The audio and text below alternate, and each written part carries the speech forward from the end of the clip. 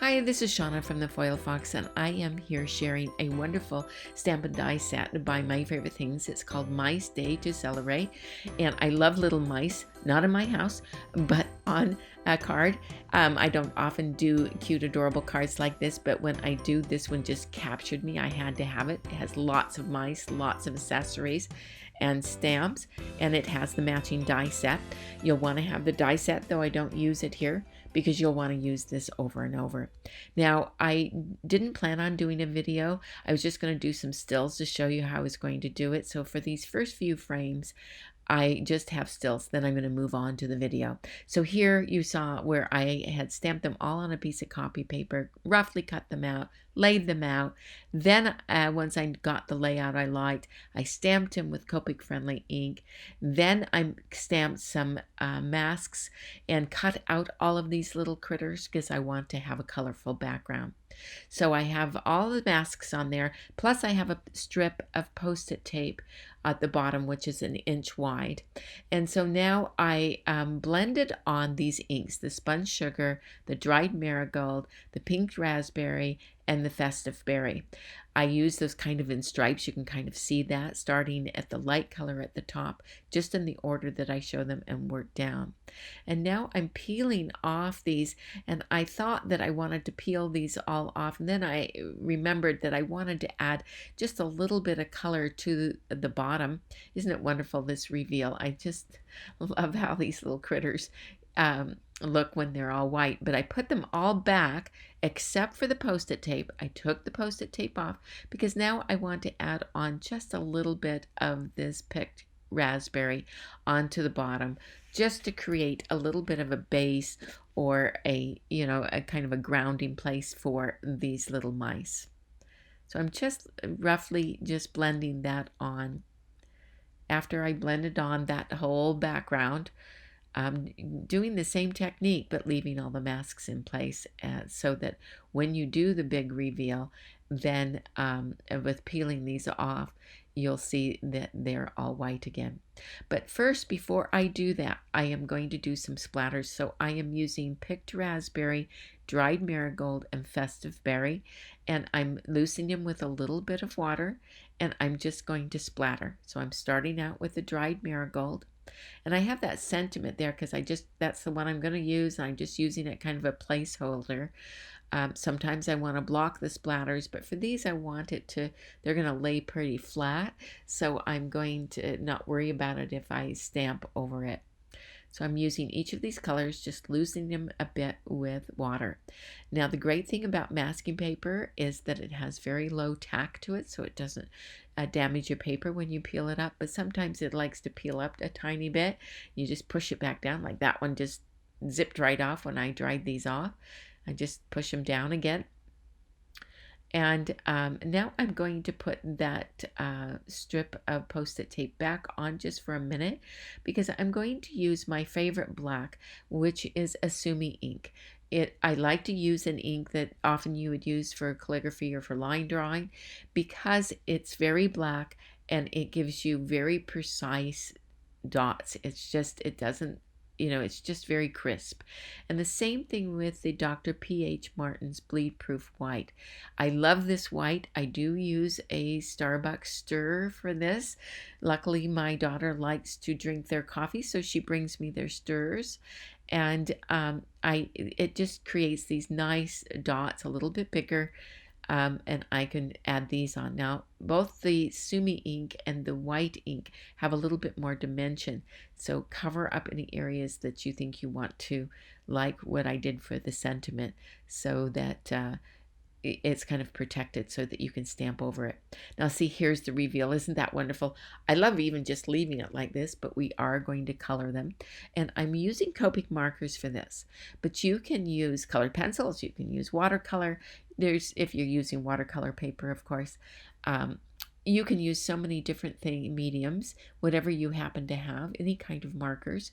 I just happen to use Cupcake markers here. And I start from the light, like C0, and I work my way through going darker, darker, darker, and then I'll go back to the light. I am not going to show you coloring all of the mice. I'm going to just show you this one. Most all of them are colored the same. I used those for grays, and then I went on to adding a little bit of pink in their ears and on their cheeks. So you can just get an idea how to color all of these, and it's not a real complicated coloring, fortunately for me.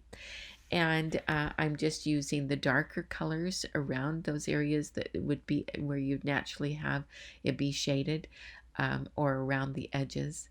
And then I'm using a little bit of the pink in the ears and on the cheek.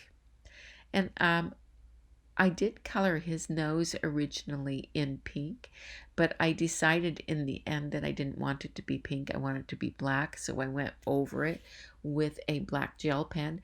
The black gel pen adds a little bit of shine, so I use that. Now onto the cherry, same kind of thing. I'm using the light colors, and I'm being sure to preserve a little bit of reflection there. I don't want to color everything. But I'm using the R01 and working my way to the R39. You would choose any colors that you would like. These are the ones that I just find that work well for me.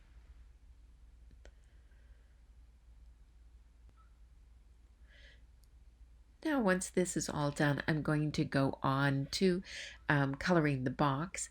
But as always, I have to fiddle a little bit. But now the box, I'm going to be using the same technique, light to dark. And you can see the colors that I'm using there to create the box. I'm kind of outlining it here, and then just outlining some of the features in a little bit darker. And I'm going to go even a little bit darker yet, just to add those little stripes, wanting to leave a little bit of a light area. I don't want it to be too intense. And I just keep going back and forth to these colors. And now on to the cupcake. And the cupcake, you can see here are the colors that I'm using. I'm using a lot of pinks and some pink violet colors. And I'm shading heavier onto the right side there because I want that to be a reflection on the left, and kind of on the top and on the left. And so I'm using the darker colors on the right side. And you can see I go to dark and then I go to light, and I am using, you can see the colors that I'm using. I'm just going to go back and forth until it becomes more intense. And you know, I used a lot of pinks in this particular coloring, but if you want to use any color so that it's not so feminine, then you can use the blues. The greens would be great, even yellows would be wonderful. So you know, I hope you give this a whirl and you try your hand at it. And then I'm using the coloring the liner of the cupcake with some of those browns again. And then of course we can't forget the candle, using some of the same colors that I used before. Now I'm going to go on to the balloons. Now you can see that I did some of the balloons already, so I listed all of the colors here, but I'm just going to show you a couple of balloons. I didn't want to bore you with all of the different coloring, so you can see that I've colored some of the mice. But I'll color another mouse for you so that you can see how that's done. Here I'm going on to the pinks, and you can see that the pink colors that I'm using, and I always go to the dark going on to the outside with a little bit of shading there. And then once that's all done, then I'm going to go on to coloring the mice again, the mice that are left over. And I just want to give a little touches to these balloons though, and just darken some of these little areas. I do add a few little dots to them too, just for interest. Then back on to the mouse again. You know the colors that I use. These are the C colors. The 0, I think it was C0, 1, 2, and 4. And plus I'm using a little bit of the pinks, the R000 and the R01 for his ears and his cheeks. And I'm just coloring them. Of course, he has a little bow tie. Each of them has either a little party hat or a bow tie or something really cute. The other one's holding a candle. There's always something fun for them to do. He's especially cute because he's dancing away there.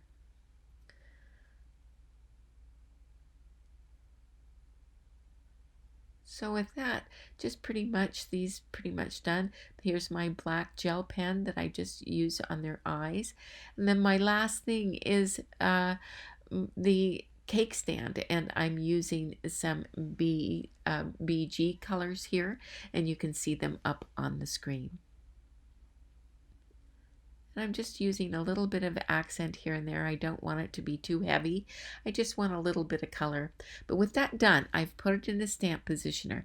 I have positioned that sentiment, and then I am now stamping it, and I'm using it with VersaFine Onyx ink because I love how clear it gets. It is a waterproof ink.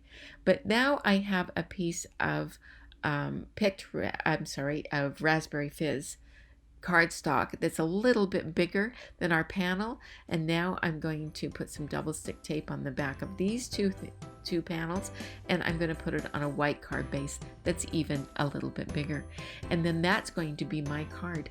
And I just love how they look. They're just so festive and fun. Who wouldn't love getting a little mouse card like this? I really hope that you enjoyed this card. If you did, please give us a thumbs up. And if you haven't already, we would just love it if you would subscribe. And these are just a few of the items that I use: the Mice Day to Celebrate, and some Copic markers, and of course some distress inks. You'll see a complete supply list at our blog. There's a link down below. Click on that. It'll take you to more close-ups, all the complete supply list, and tons more inspiration. Thanks so much, and we'll see you next time.